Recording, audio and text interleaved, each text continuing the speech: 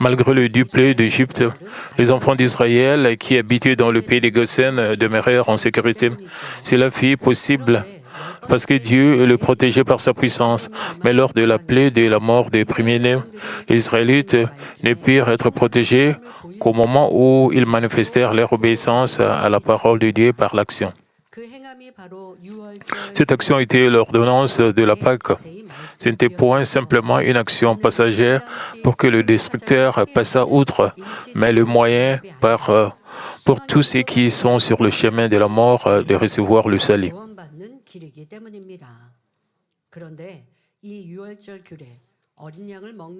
En approfondissant l'ordonnance de la Pâque, la manière de manger l'agneau, nous voyons qu'elle revêt la même signification que le passage biblique d'aujourd'hui dans le Nouveau Testament. Et le chemin du salut est la voie de la victoire pour s'éterner ferme contre l'ennemi diable dans un monde de péché. À l'instar de l'Église de Philadelphie, expliqué dans le premier sujet de prière de l'Église de 2026, c'est une caractéristique essentielle à posséder afin de devenir une Église approuvée par le Seigneur. À partir d'aujourd'hui, nous examinerons le message sur le fait de revêtir toutes les armes de Dieu, que vous puissiez tous paraître comme des guerriers spirituels capables de vaincre ce monde dominé par l'ennemi diable. Et comme un chef d'armée se rendant sur le champ de bataille, de quoi doit-on être équipé? Si vous considérez l'époque où les Écritures furent écrites, ce serait l'armure, le casque, le bouclier et l'épée. Mais il en est de même aujourd'hui et qui a plusieurs siècles. Toutes les armes mentionnées dans le passage se reportent à l'armure et au casque porté sur tout le corps. Dans un sens plus large, cela représente la préparation complète pour le combat. Pourquoi donc Dieu a-t-il utilisé le vocabulaire de la guerre comme métaphore et a-t-il dit de revêtir toutes les armes de Dieu? C'est parce que le monde dans lequel nous vivons est un champ de bataille spirituelle et afin de triompher dans ces combats, nous devons revêtir toutes les armes. La plupart conviendront que le monde devient de plus en plus mauvais à mesure que le temps passe. Le péché et la méchanceté, qui étaient inimaginables autrefois, prévalent maintenant et il y a tant de choses immorales et de plaisirs mondains qui séduisent les hommes et les conduisent à la mort. Comme Jésus l'a dit, si vous regardez les générations, dans ces 21e siècle, ceux qui ont génération de 10 ans, 20 ans, et aussi le développement de la technologie, même des réseaux sociaux, il y a plus de péché dans nos cœurs. Même les jeunes gens ne réalisent pas que c'est le péché, c'est la méchanceté, à cause le monde est dominé par les réseaux sociaux et la technologie de pointe. Les gens qui ont 40 ans, 50 ans, qui ont vu le changement de la vie avant ces réseaux sociaux, peuvent commenter comment est-ce que le monde a changé, comment est-ce que les jeunes générations deviennent de plus en plus méchantes, mauvaises, et qui a 20 ans passés.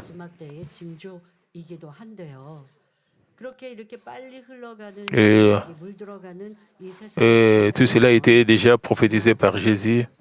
À la fin des temps, il y aura de telles choses. Quand nous voyons le monde aujourd'hui, nous pouvons ressentir que nous allons vers la fin. Nous sommes au temps de la fin. Les jeunes générations doivent aussi ressentir cela maintenant. Et c'est difficile parce que ceux qui ont 10 ans, 20 ans, ils vivent déjà dans un monde qui a été déjà changé.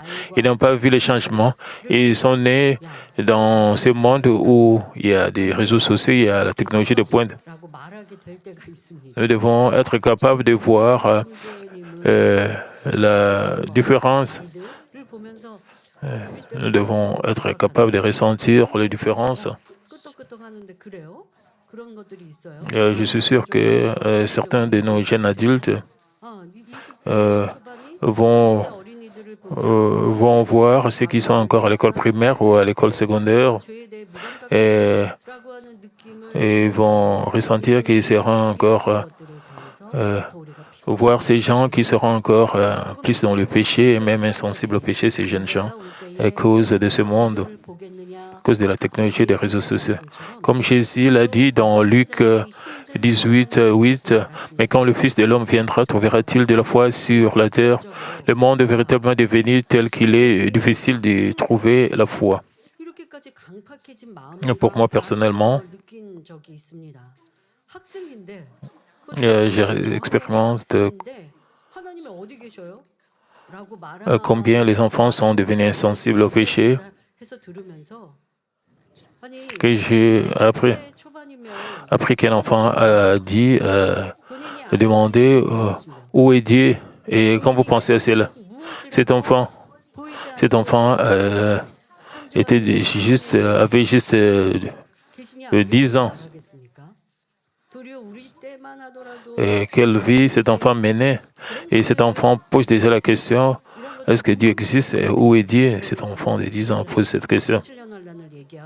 Quand j'étais à l'école, il y a plus de 40 ans, quand j'avais à peu près 10 ans, il y avait des gens tout autour de moi, dans ma génération. Nous pensons déjà à la vie après la mort. Qu'est-ce qui arrivera après la mort? Nous essayons de trouver. Et donc, nous nous posions des questions. Nous pensions à ce sujet. Après la mort, qu'est-ce qui va arriver? Mais les enfants de ces jours-ci, ils sont insensibles et ils ne pensent pas à cela. Ils se posent la question. Où se trouve Dieu? Pourquoi je dois aller à l'église? Pourquoi je dois fréquenter l'église? Et de notre point de vue, quand nous voyons des enfants comme cela, c'est vraiment surprenant. Parce qu'ils n'ont pas beaucoup vécu, ils n'ont même pas vécu 20 ans et ils se posent la question, où se trouve Dieu? Et ils sont juste des jeunes, des adolescents, mais ils se posent.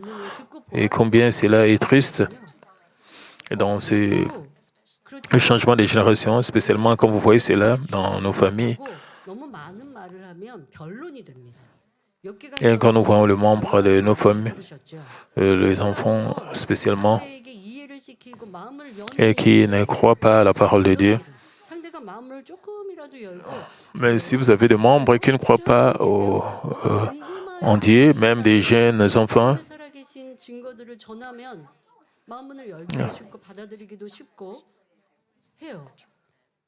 et si vous les dérangez à venir à l'église, et cela devient un débat, devient un combat.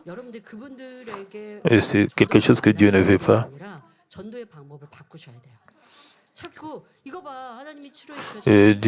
Vous devez évangéliser, mais votre manière d'évangélisation vous devez changer de méthode d'évangélisation.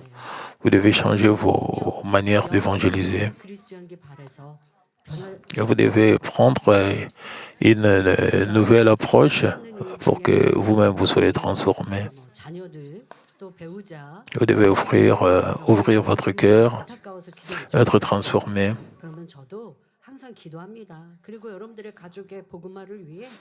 Quand j'ai reçu des lettres des membres de l'Église, c'est au sujet des membres de leur famille, au sujet des maris et femmes, de recevoir l'évangile de sanctification. Ils m'envoient souvent, j'ai pris toujours, quand je lis toutes ces lettres que je reçois, et je prie toujours pour cela. Pour tous ces cas, vous devez réaliser, vous devez changer vos méthodes d'évangélisation. Si c'est parce que vous dérangez vos membres de famille, vos enfants de croire Dieu, cela ne signifie pas qu'ils vont changer. Vous devez changer vos méthodes d'évangélisation. Vous devez vous assurer que vous êtes vous-même transformé.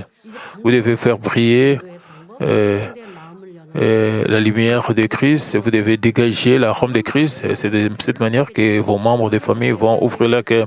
Si vous dérangez les gens avec l'évangélisation de Christ, vous allez terminer à vous battre avec eux, à discuter, à vous quereller, à faire des débats, alors il n'y aura pas de bénéfice pour cela. Alors ils vont suivre la voie opposée, ils ne vont pas vous écouter. Alors vous devez être très prudent. Comment est-ce que vous évangélisez? Comment est-ce que vous pouvez évangéliser les membres de votre famille? Vous devez, et lorsque vous rencontrez des frères dans la foi, il arrive que leur foi soit différente de la vôtre. Comme vous pouvez ressentir que les générations de ces jours-ci sont devenues plus dangereuses, plus méchantes, plus mauvaises. Donc, vous pouvez voir la différence entre les autres chrétiens. Combien sont-ils ceux qui attendent le second avènement du Seigneur, la promesse à laquelle je reviendrai, et qui veillent dans la prière et s'abstiennent de toute espèce de mal? La réalité est que beaucoup de ceux qui se disent croyants vivent au milieu du monde, succombent aux tentations mondaines et à une foi de compromis. Il y a beaucoup de séminaires dans plusieurs églises, des séminaires de réveil pendant des semaines pour que les gens puissent se réveiller dans la foi. Et donc, dans le passé, c'était comme cela, mais de nos jours, il n'y a pas beaucoup d'églises qui ont des réveils. C'est difficile de trouver des églises qui font la publicité des réunions de réveil, des séminaires de réveil. Et de nos jours, il n'y a pas de bannière. Vous payez de l'argent pour la publicité. Et le gouvernement est en train de sanctionner la publicité. C'est difficile de trouver des églises qui font la publicité des réunions de réveil. Donc la réalité est que beaucoup de ceux qui se disent croyants vivent au milieu du monde et succombent aux tentations mondaines et à une foi de compromis se laissent entraîner par de faux enseignements et se détournant de la vérité. Et si ceux qui se disent croyants vivent dans le péché, avec quelle rapidité plus grande encore ceux qui ne croient pas marcheront-ils vers l'enfer? Quand nous voyons cette réalité, une profonde tristesse nous envahit et nous nous demandons ce que deviendra le monde si le Seigneur tarde à venir. Vivant dans la génération présente, nous devons, en tant qu'enfants de Dieu, tenir ferme dans la foi et faire le préparatif nécessaire pour gagner la bataille contre le ténèbre. Éphésiens 6, 10, 18 peut être divisé largement en 3 parties. Premièrement, le verset 10 à 12 explique pourquoi il est important de revêtir toutes les armes et contre qui nous avons lutté. Et le verset 13 à 17 décrivent comment prendre toutes les armes pièce par pièce en expliquant chaque partie de l'armure. Éphésiens 6 et 18 examine comment revêtir toutes les armes de Dieu. Que ce message puisse devenir une nourriture spirituelle, que vous puissiez devenir des soldats spirituels revêtis de toutes les armes de Dieu, la cuirasse, le casque, le bouclier et le paix spirituel dans tous les aspects de la vie, que vous puissiez être victorieux dans le combat spirituel contre l'ennemi diable et rendre gloire à Dieu en demeurant toujours fort par sa puissance.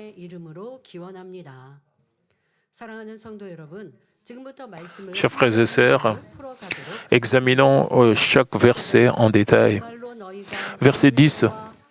Au reste, fortifiez-vous dans le Seigneur et par sa force toute puissante.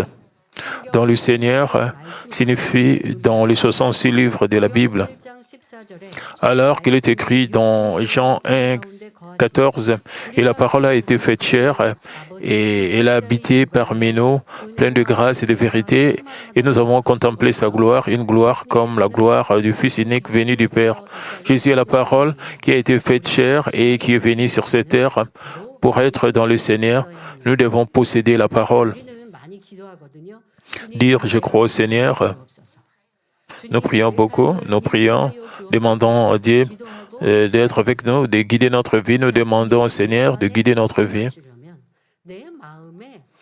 pour que le Seigneur puisse venir à côté de nous. Nous devons avoir la parole de vérité. Par exemple, disons, une personne tellement importante et une VIP vient dans votre maison comme invité. Si votre maison est sale et désordonnée, est-ce que vous allez inviter cette personne importante? Si c'est une personne puissante, il va vous donner le pouvoir et même la richesse.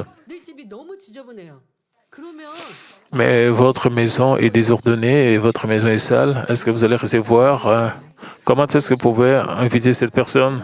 Par exemple, disons, cette personne très importante et puissante vous s'y prend dans votre maison et votre maison était sale et comment est-ce que vous pouvez permettre à cette personne d'entrer dans votre maison? Vous devez avoir une place dans votre cœur d'inviter le Seigneur. Si votre cœur est rempli de convoitises, d'adultère, de péchés, de méchanceté, comment est-ce que le Seigneur peut venir pour demeurer dans votre cœur? Quand vous louez Dieu, vous n'avez pas de pensée adultère, vous n'avez pas de pensée de convoitise. Vous pensez que le Seigneur est avec vous, mais dans votre vie de chaque jour, la plupart d'entre nous, nous avons des pensées adultères, les pensées de mal, de haine, les pensées de cupidité. Nous avons tous ces attributs. Et dans nos cœurs, comment est-ce que le Seigneur va résider dans votre cœur quand votre cœur est sale? Comment est-ce que vous invitez le Seigneur? Le Seigneur ne peut pas venir devenir votre propriétaire, ne peut pas demeurer en vous.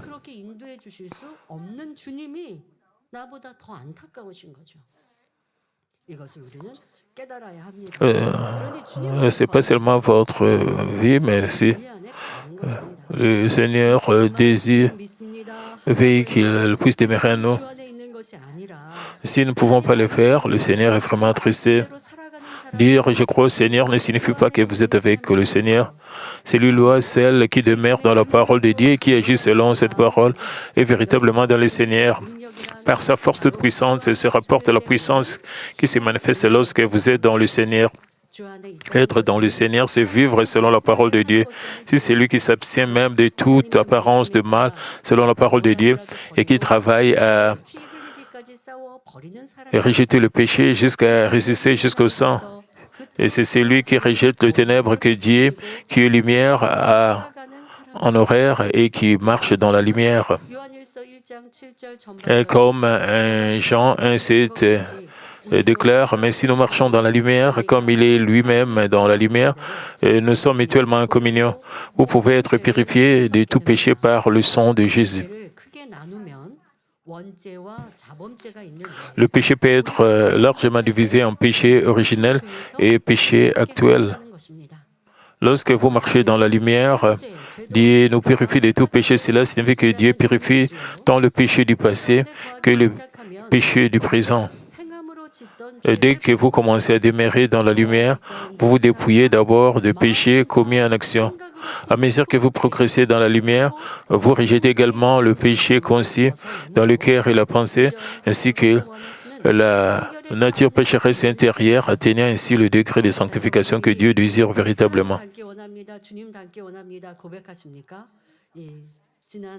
Et quand vous confessez, vous voulez ressembler au Seigneur, vous voulez ressembler à Dieu. Dans Mommy Magazine que nous avons eu pendant le fête, j'ai suivi le témoignage des nouveaux venus, des nouveaux croyants. Et j'ai reçu beaucoup de grâce parce qu'ils ont confessé, ils veulent ressembler au Seigneur. Ils veulent apprendre plus au sujet de la parole. Ils veulent évangéliser, ils veulent être transformés. Et quand nous sommes remplis du Saint-Esprit, nous agissons dans la bonté, nous voulons nous débarrasser du péché, nous voulons être transformés. Et quand nous continuons à agir dans la bonté, vous allez vous débarrasser du péché. Mais bien sûr, la partie la plus importante, c'est de se débarrasser du péché et d'agir dans la bonté. Alors vous serez capable de vous débarrasser plus facilement du péché.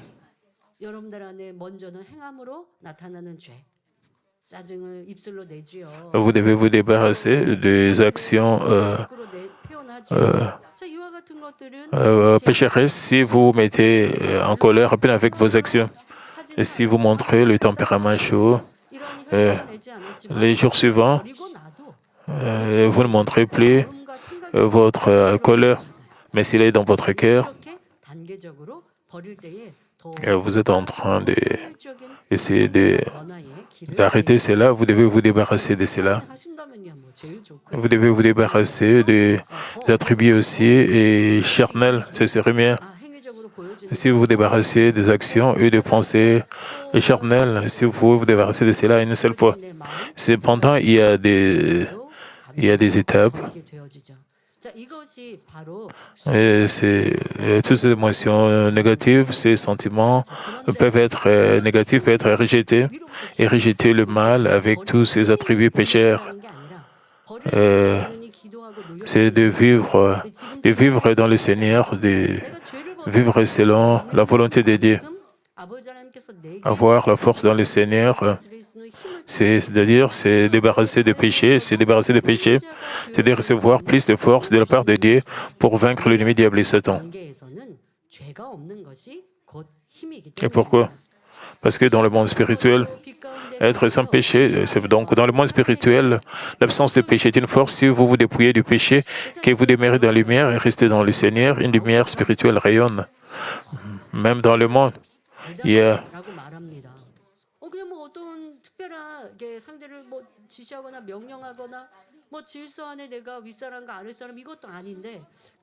et si vous voyez les gens du monde et qui vivent de manière intègre, vous regardez leurs yeux sont en train de scintiller. Ils ont le sens du pouvoir, ils ont ce charisme. Et vous dites, ils ont quelque chose de spécial en eux.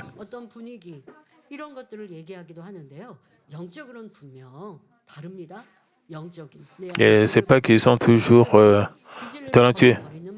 Parfois, ils-mêmes s'examinent. Dans le monde spirituel,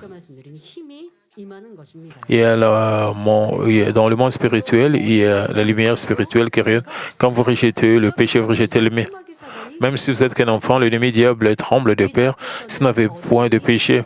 C'est comme les ténèbres qui disparaissent devant la lumière.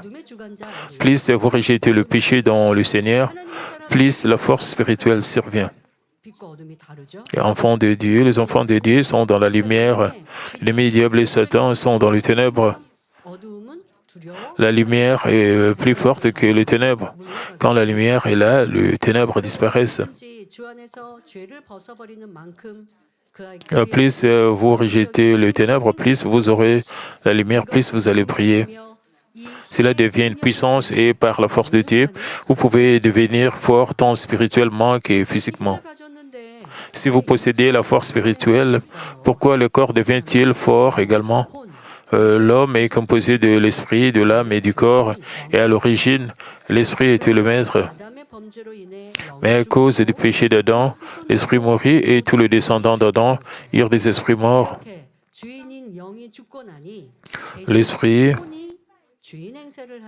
le maître étant mort, l'âme prit la place de maître et l'homme devint un être animal.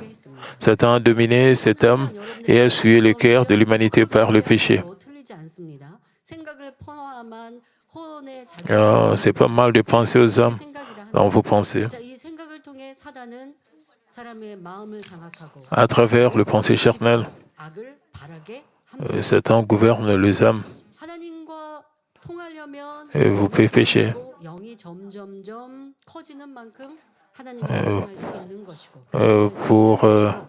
Pour continuer dans notre communion avec Dieu, nous devons toujours éveiller notre esprit.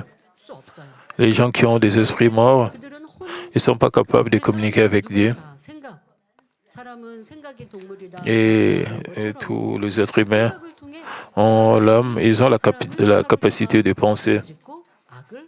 Et Satan gouverne toutes ces âmes. Mais lorsque vous recevez Jésus comme sauveur, le Saint-Esprit entre dans le cœur et ressuscite l'esprit mort.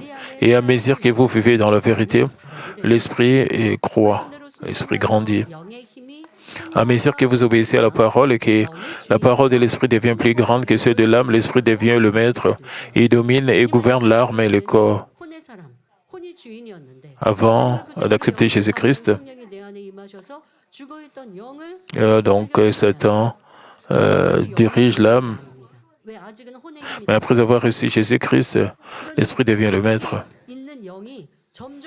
L'esprit est ranimé et l'esprit devient fort quand vous vivez, alors que vous vivez dans la vérité. Et il domine et gouverne l'âme et le corps.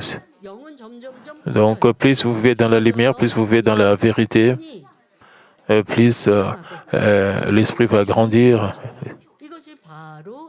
Et l'esprit devient le maître, alors l'âme devient la servante qui va obéir. C'est alors que l'âme prospère.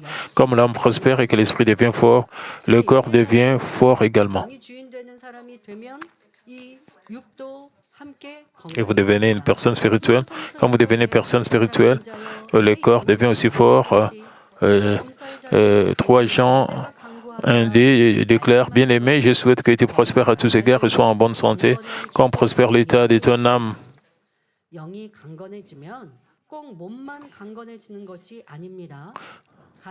La bénédiction que vous prospérez à tous égards et que vous soyez en bonne santé. Lorsque l'esprit devient fort, ce n'est pas seulement le corps qui recouvre la santé. Les bénédictions, disons que vous avez un enfant qui est dans les ténèbres et l'enfant aussi va être transformé par votre lumière. Quand vous avez un enfant qui demande où se trouve Dieu, que Dieu n'existe pas, combien cela est triste. C'est une image pour les parents qui vont à l'église. Et ce n'est pas comme si l'enfant n'a pas entendu parler de Dieu, mais il a entendu ses mais. Et l'enfant pose toujours la question, où se trouve Dieu? Est-ce que Dieu existe? Mais Dieu peut agir pour que l'enfant soit transformé par la lumière des parents.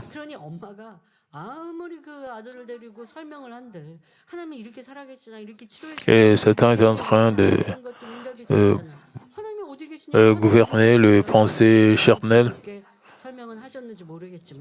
Si le parent prend le temps d'expliquer au sujet de Dieu, comment est-ce que Dieu est puissant, l'enfant ne va pas changer parce que l'enfant est déjà gouverné par Satan.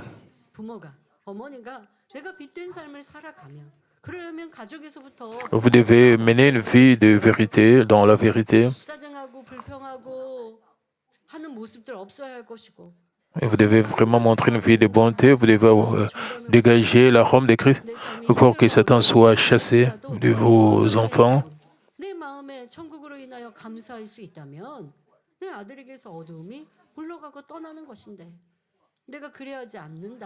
Même si vous n'avez pas un environnement spécifique où vous devez rendre grâce, vous devez rendre grâce à Dieu, vous devez glorifier Dieu dans toutes choses.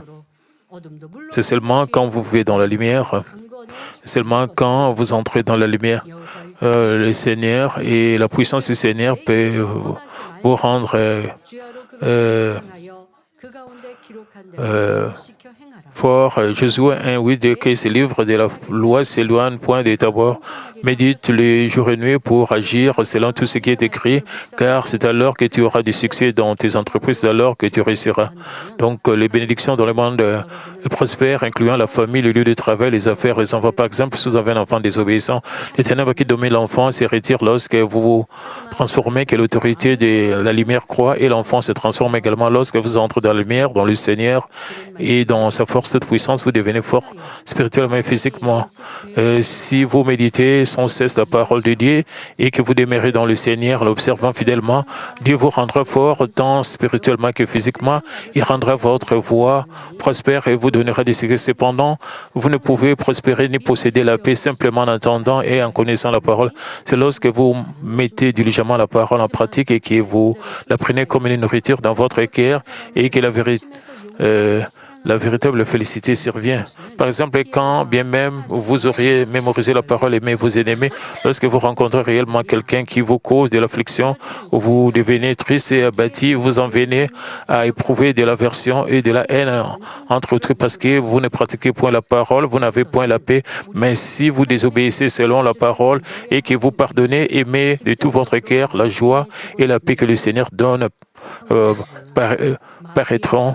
Et vous serez également en paix avec votre prochain. Verset 11. Et revêtez-vous de toutes les armes de Dieu afin de pouvoir tenir ferme contre le ruse du diable. Ceci démontre la raison pour laquelle vous devez revêtir toutes les armes de Dieu. Le ruse du diable sont-elles inexistantes parce qu'elles sont invisibles, bien qu'elles ne soient pas visibles, elles sont toujours proches de nous, afin d'entraîner une personne de plus en enfer. L'ennemi diable fait que le monde abonde de plus en plus en péché et il emploie diverses ruses contre les enfants de Dieu.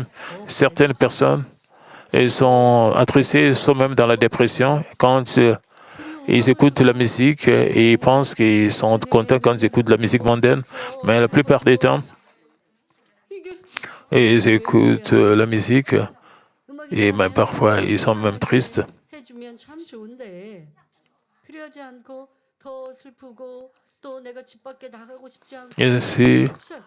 Et la musique rend les gens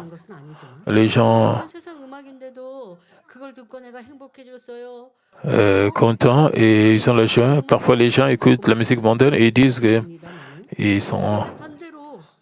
étaient capables d'être guéris et peuvent trouver le bonheur dans la musique mondaine. Certaines personnes disent cela. Et certaines personnes disent qu'ils sont devenus heureux après avoir écouté la musique mondaine. Et ils aiment beaucoup l'artiste et ne se concentrent plus dans leur propre vie et ne suivent seulement leur artiste. Ils sont vraiment dans l'excès. Et si vous menez une très bonne vie chrétienne, vous pouvez être transformé. Vous pouvez dégager l'arôme de Christ et montrer que vous pouvez être transformé, que vous êtes transformé. Mais la plupart du temps, vous allez voir des familles, les gens qui restent à la maison, le mari ou les femmes qui se plaignent toujours, mais quand ces gens rencontrent Dieu, peuvent être transformés. Et alors, les plaintes vont diminuer et les plaintes vont s'arrêter. Ils vont confesser de paroles, d'actions de grâce, de bonnes paroles, vont sortir leur cœur. Et même le reste de la famille peut voir combien leur père ou leur mère a changé après avoir rencontré Dieu. Mais en ces temps de la fin, le diable, Satan essaie de nous gouverner et en rendant la vie difficile pour que les gens puissent dépendre des plaisirs mondains, des vidéos, des jeux vidéo dans le monde. Il y a des gens qui ne font que cela. Et Satan sait comment faire toutes ces choses. Satan sait ce qu'il doit faire pour nous faire trébucher.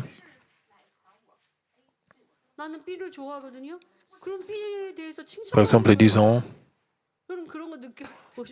Vous êtes une personne et vous avez un très bon ami B, mais mais vous avez une personne A. Il y a des gens qui viennent vers la personne B dire de mauvaises choses au sujet de la personne A.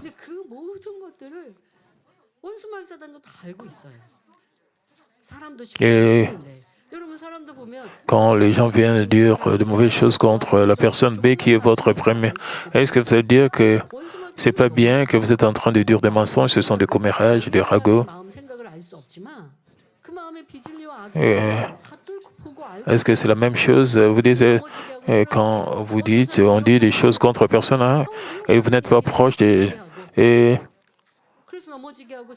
Satan, c'est toutes ces choses. Même les gens savent quand vous êtes dans une mauvaise humeur ou vous êtes de bonne humeur. Et Satan essaie toujours de vous faire trébucher. Même dans des domaines qui sont vraiment très mineurs, vous devez toujours être sur le qui-vive.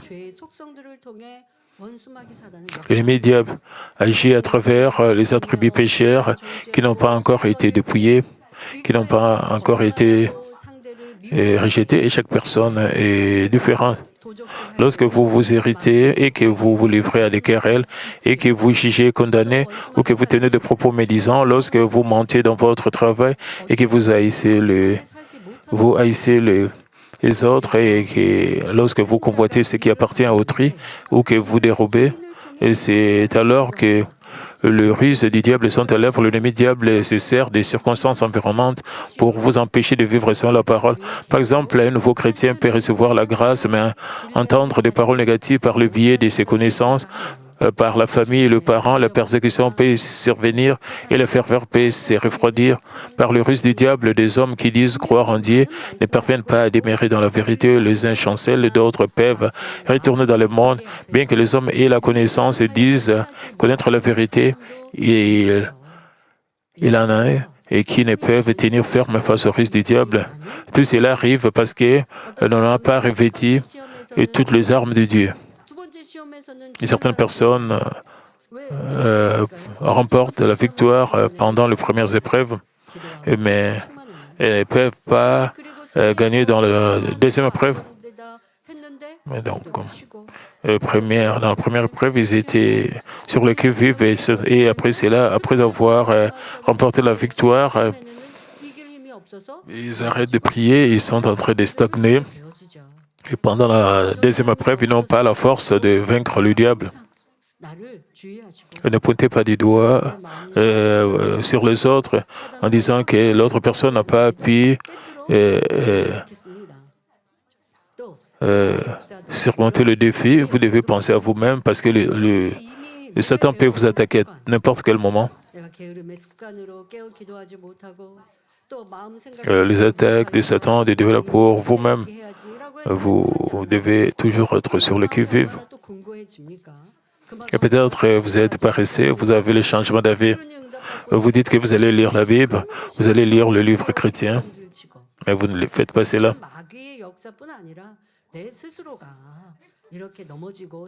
Ce n'est pas seulement l'œuvre du diable ou de Satan, il y a parfois c'est votre propre habit qui vous font stagner. C'est très important de vivre toujours dans le Seigneur, de demeurer dans le Seigneur. Vous devez toujours revêtir toutes les armes de Dieu. 1 Thessaloniciens 5, 23 déclare que la paix, que le Dieu de paix vous sanctifie lui-même tout entier, et que tout votre être, l'esprit, l'âme et le corps soient conservés irrépréhensibles lors de l'avènement de notre Seigneur Jésus-Christ. Dieu désire que tout votre être, l'esprit, l'âme et le corps soient conservés irréprochables lors de l'avènement de notre Seigneur.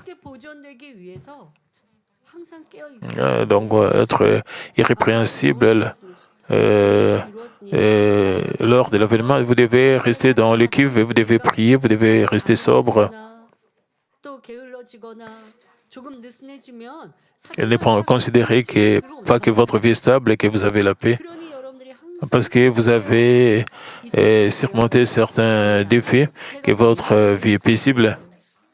Et Satan essayez de trouver toujours des occasions pour vous faire trébucher. Et certains chrétiens se demandent quand est-ce que je dois mener arrêter ma vie chrétienne. Vous ne devez pas vous arrêter. Vous ne devez jamais arrêter de prier. Vous ne devez jamais arrêter de lire la Bible, de vous transformer. Vous devez toujours vous examiner.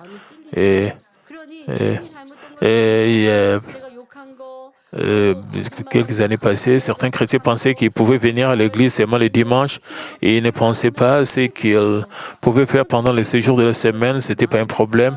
Et ils venaient seulement le dimanche pour la vie de sanctification, mais les 6 jours, c'était pas la vie.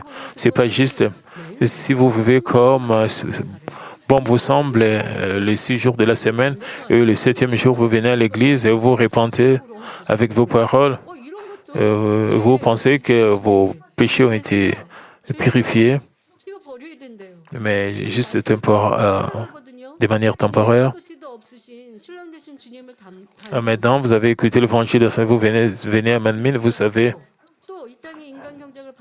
pour être pur, pour être sanctifié, pour être purifié, vous devez continuer à vous débarrasser de péchés et de vos faiblesses. Vous devez rester et vous devez toujours prier et chaque jour et chaque semaine, vous devez prier. Vous devez toujours être sur le qui-vive. À travers ce message, vous devez vivre selon la parole de Dieu. Vous devez vivre selon la parole de Dieu. La première semaine, la deuxième semaine, et de cette manière, vous allez expérimenter les œuvres de Dieu. Après les mois, et ce sont beaucoup d'efforts, si vous continuez, vous devez continuer à prier, vous devez être sobre, vous devez toujours être sur le qui-vive, vous devez... Et certaines personnes, pendant combien de temps je dois faire cela, certaines personnes posent de telles questions, et que c'est difficile. Et c'est difficile de continuer dans la parole de Dieu. Jusqu'à ce que cela devienne une habitude, ce sera difficile. Une fois que vous mettez tous vos efforts, cela devient une habitude. Vous allez vivre naturellement selon la parole de Dieu, alors cela deviendra facile. Et cela fera partie de votre vie. Et si vous demandez combien vous devez faire cela, je suis désolé.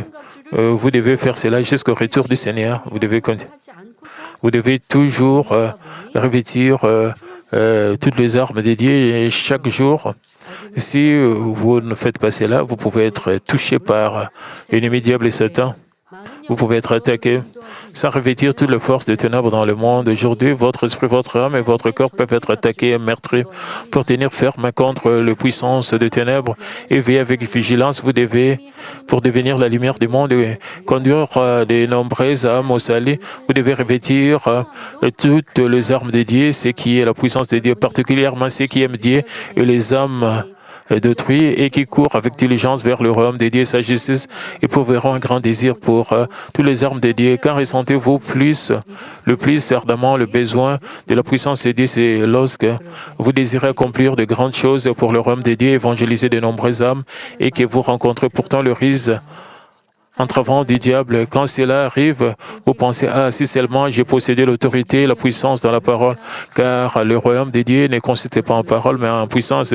Il est important de désirer cette puissance, puisqu'il s'agit de la puissance pour dominer, gouverner et vaincre les ténèbres. Quiconque désire être utilisé plus grandement devant Dieu soupirera naturellement après toutes les armes de Dieu.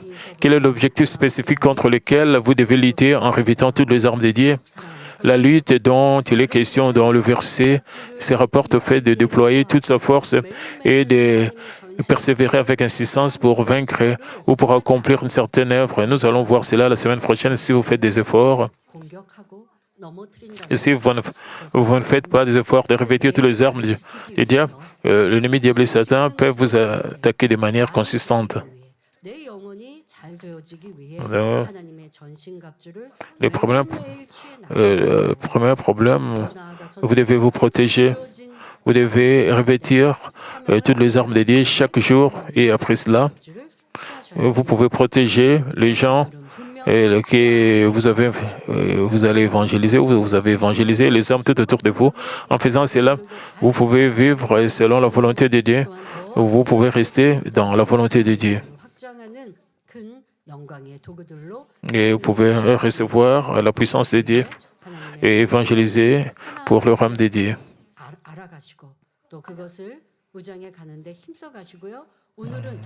Et nous allons continuer pour revoir toutes les armes de Dieu pièce par pièce. Nous devons vivre selon la parole de Dieu, demeurer dans nous assurer que nous écoutons attentivement ce message et savoir comment nous débarrasser du péché, complètement du péché, nous dépouiller du péché. Nous devons toujours nous examiner si nous vivons notre vie selon la parole de Dieu. Et prions tous concernant ce message. Père Dieu, merci. Aujourd'hui, nous avons parlé comment est-ce que nous pouvons revêtir toutes les armes de Dieu et permettre que ce message puisse devenir une autre force pour que nous puissions vaincre le diable et Satan, pour que nous puissions vaincre les œuvres de Satan. Père, protège-nous pour la semaine prochaine, que tout soit prospère. Au nom de notre Seigneur Jésus-Christ, j'ai ainsi prié. Amen. Et maintenant, je vais prier pour le malade. Posez vos mains sur vos parties malades. Et si vous n'êtes pas malade, je vais prier pour les yeux de votre cœur. Père Céleste, Père, s'il te plaît, sois avec nous. Pose ta main pour tous ceux qui reçoivent cette prière, des pieds jusqu'à la tête, qu'ils puissent recevoir des réponses, des bénédictions, Père, avec le feu du Saint-Esprit. Et Père, purifie-nous de tout mal avec le feu, avec l'inspiration du Saint-Esprit. Que toutes sortes de maladies, infirmités, toutes sortes de faiblesses, et que tout cela soit purifié, et que nous puissions bien voir, et que notre vision soit améliorée, et que même les os de nos cœurs, nos membres de nos cœurs soient fortifiés, que nous soyons fortifiés par le fait du Saint-Esprit, que nous soyons en bonne santé en toi, Père, avec tes bénédictions. Père, protège nos familles, pour que nos familles soient évangélisées, et que nous puissions dégager l'arôme de Christ, que nous puissions nous débarrasser des œuvres du diable, Père. Soit avec tous nos étudiants, qu'ils puissent bien étudier, qu'ils puissent avoir la foi spirituelle, qu'ils puissent vivre sous ta protection, et que tout le mauvais esprit, tout ce que le diable soit rejeté de nos jeunes gens, de la nouvelle génération, et que tout ce qui participe à ces quittes, et qu'elles soient ici en Corée ou à l'étranger, Père, protège tous nos membres avec le feu du Saint-Esprit. Et protège-nous, même la semaine prochaine, qu'il n'y ait pas d'accident, qu'il n'y ait pas d'incident. Père, bénis-nous. Et Père, réponds à nos prières, rencontre le désir de nos cœurs. Père, au nom de notre Seigneur Jésus-Christ, j'ai ainsi prié. Amen.